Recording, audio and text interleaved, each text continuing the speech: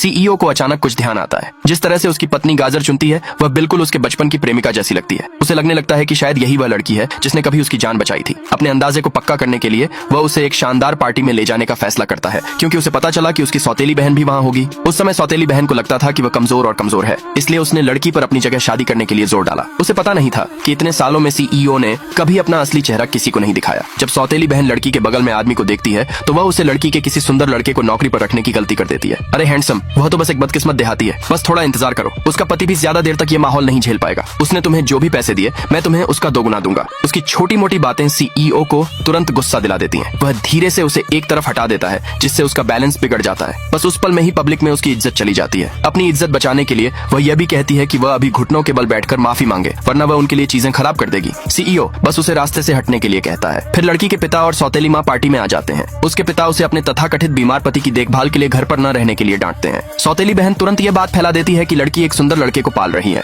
उसके पिता को गुस्सा आता है, लेकिन वह चाहे जितना भी समझाए कि उसके बगल वाला आदमी सुंदर लड़का नहीं है बल्कि उसका पति है जो फू परिवार का वारिस है, वे मानने को तैयार नहीं होते। सब जानते हैं फू जिंगचेंग एक कमजोर आदमी है जिसका चेहरा डरावना दिखता है और गुस्सा बहुत ज्यादा है। उसके पिता जोर जोर से शेखी भी बगाड़ते हैं। अगर वह फू जिंगचेंग है तो वह फू जिंगचेंग का दादा ही होगा। सीईओ उस पर ऑक्सीजन बर्बाद कर चुका है। वह जियांग परिवार को दिवालिया करने के लिए एक कॉल करता है। उसके पिता को लगता है कि वह झूठ बोल रहा है। अगले ही पल उसे खबर मिलती है कि उसकी कंपनी खत्म हो गई है। वह इतना हैरान होता है कि लगभग गिर ही जाता है। सौतेली बहन लड़की पर फू परिवार के वारिस को गुस्सा दिलाने का इल्जाम लगाती है, इसलिए पिता लड़की को घसीटकर वारिस से माफी मांगने के लिए ले जाता है। फिर सीईओ की दादी भी वहाँ पहुंच जाती है। खुद को दूर करने की कोशिश में उसके पिता फिर से लड़की पर एक सुंदर लड़के को रखने का इल्जाम लगाते हैं। वह उसी समय उससे रिश्ता भी तोड़ लेते हैं। मुझसे जरूर कुछ छूट गया होगा, मेरा पोता कब से सुंदर लड़का बन गया। फिर वह सबको बताती है कि तथाकथित सुंदर लड़का असल में फू परिवार का इकलौता वारिस फू जिंगचेंग है।